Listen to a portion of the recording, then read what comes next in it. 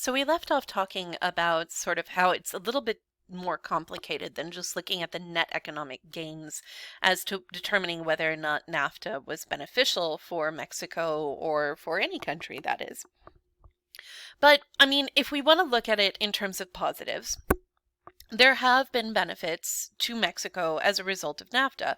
First and foremost, Mexico has seen a sincere and significant increase in its manufacturing capability, and it has really increased its exportation of manufactured goods to the United States.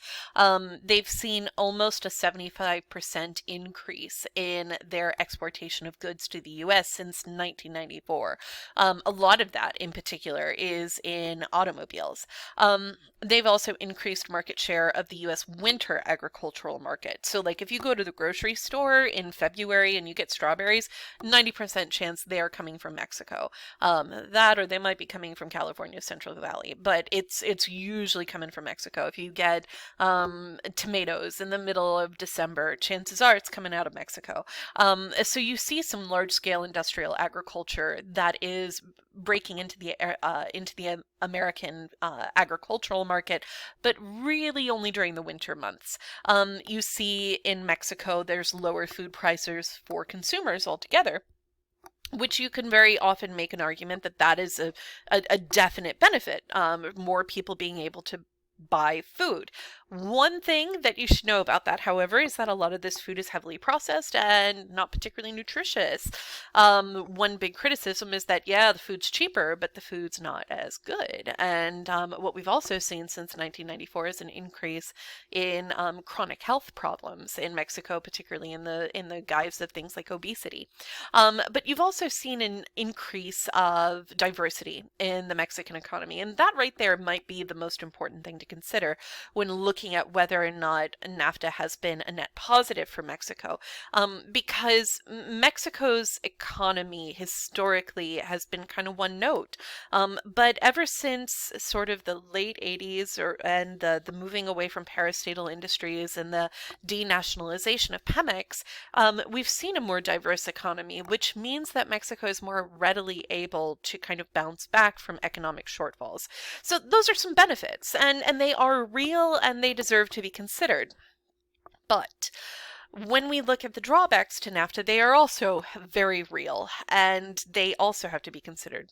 So, US produce costs about a fifth of what Mexican farmers charged prior to 1994.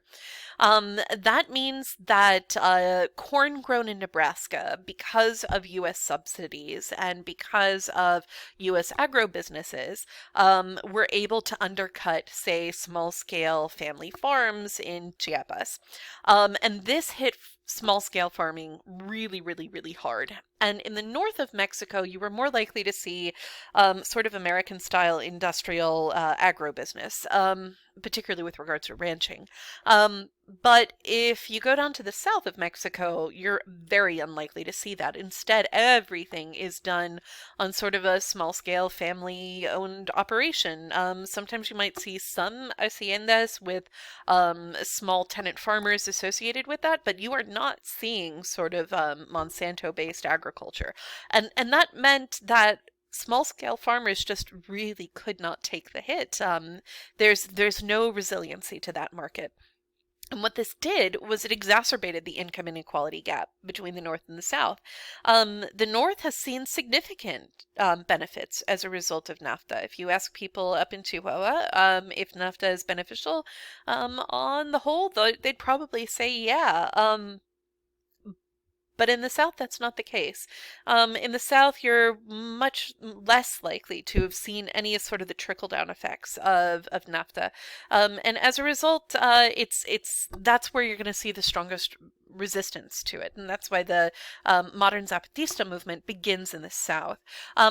Additionally, one of the things we have to talk about are the presence of maquiladores. And I know Mr. Ald used to show a documentary to you guys when you were in ninth grade about the working conditions in maquiladoras. Maquiladoras are, of course, I was about to say fabricas, they're factories. And they largely employ young women who often move away from their villages or their initial homes, and then they move to the north. And often these maquiladoras are in places like Juarez, Ciudad Juarez, which is right across the border from El Paso. And they're isolated from their communities, which means often that they are targets for wide-scale violence. They are, sort of disconnected from people who might provide support or connection and protection, and this makes them vulnerable. And so maquiladoras have a pretty nasty reputation, and deservedly so, frankly, in terms of their labor practices. So those are kind of the positives and negatives to NAFTA. Now, as you probably know, NAFTA has just been renegotiated. It is renamed. It's the USMCA. Um, uh, yeah, I don't understand the new name of it at all, but it's the USMCA, and I've got a little video that I want you to watch about that. Okay, so those are all the notes that I wanted to do today, and if you will, please watch the little video that I've got about the difference between NAFTA and the USMCA, and then make sure that you've done your reading for our Harkness tomorrow, and I'll talk to you then. Bye.